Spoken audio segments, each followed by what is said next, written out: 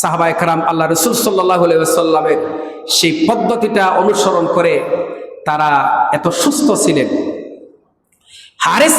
হারিস বিন খালাদা একজন বিদেশি ডাক্তার, রাসূলের জামানায় একজন বিদেশি ডাক্তার আনা হয়েছিল সাহাবায়ে কেরামদেরকে, মুসলমানদেরকে চিকিৎসা করানোর জন্য।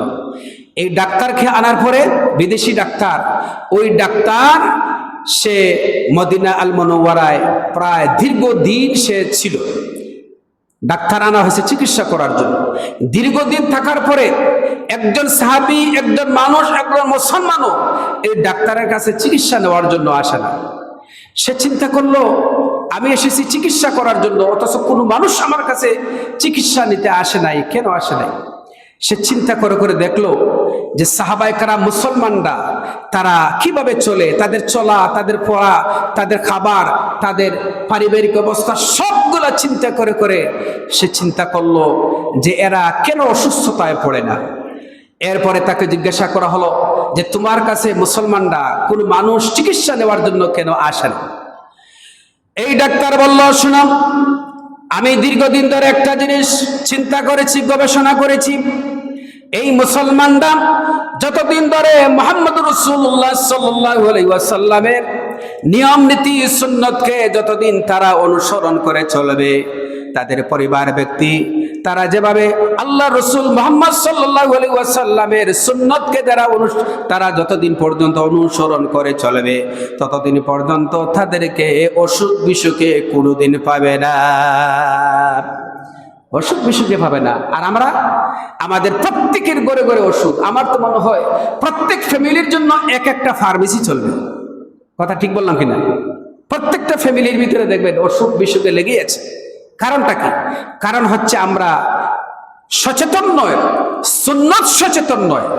এই জন্য সাহাবায়ে কেরাম তাদেরকে বলা হয়েছিল যে ডাক্তার আসলো, আপনারা কেন যান না? চিকিৎসা নিতে কেন যান না? সাহাবীরা বলে, শুনো, আমরা কেন, আমাদের চিকিৎসার কেন দরকার হয় না? আমরা হচ্ছে এমন একটা জাত, আমরা হচ্ছে মুসলমান, আমরা আল্লাহ রাসূল সাল্লাল্লাহু আলাইহি ওয়াসাল্লামের সুন্নাতকে আমরা অনুসরণ করে চলি। আমরা হচ্ছে এমন একটা জাত, আমাদের ক্ষুধা না লাগলে আমরা খাই না।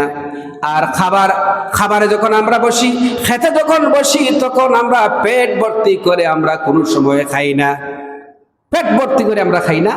আর ক্ষুধা না লাগলে আমরা খাই না। আর আমরা 24 ঘন্টা শুধু খাওয়ার ভিতরেই থাকি, ঠিক কিনা ভাই? 24 ঘন্টা আমরা শুধু খাওয়ার ভিতরেই থাকি। শুনে রাখুন, নবী করিম সাল্লাল্লাহু আলাইহি ওয়াসাল্লাম বলেছেন, আদম সন্তানের জন্য একটা খাজুর, 2টা খাজুর যথেষ্ট। সামান্য পেটের জন্য আমরা কি দুনিয়াকে উলটপালট আমরা করে দিচ্ছি আমাদের সামান্য একটা পেটের জন্য। রাসূলুল্লাহ বলেছেন, তোমরা যখন খাবা, খাবারের সময় তোমরা পেটটাকে 3টা ভাগ করবা।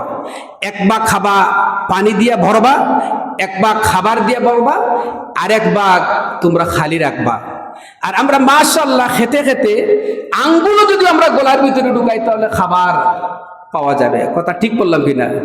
ওই যে একজন খাইতে খাইতে এত খাওয়া খাইছে, শেষ পর্যন্ত পেটে ব্যথা উঠে ডাক্তারের কাছে যাওয়ার পরে ডাক্তার তো বুঝতে পারছে তার বদ হয়েছে। এখন ডাক্তার প্রেসক্রিপশন দিয়া, ওষুধ দিয়া বললো যে যান, পেটের মধ্যে বদ হজম হয়েছে, এই কয়েকটা ট্যাবলেট নিয়ে আপনি খাইবেন। রোগী বলতেছে, ডাক্তার সাহেব, আমি আসছি আপনার কাছে চিকিৎসার জন্য, আপনি ট্যাবলেট দিছে, যদি ট্যাবলেটে যদি খাইতে হয় তাহলে তো আমি এত ভালো খাবার রেখে আসছি, ওই খাবারটাও খাইয়ে আমি জায়গাটা পূরণ করে আসতাম। কথা বুঝতে পারছেন? সুতরাং মানুষ সুস্থ থাকার জন্য কম খাওয়াই সর্বোত্তম। যত কম খাবেন তত ভালো থাকবেন।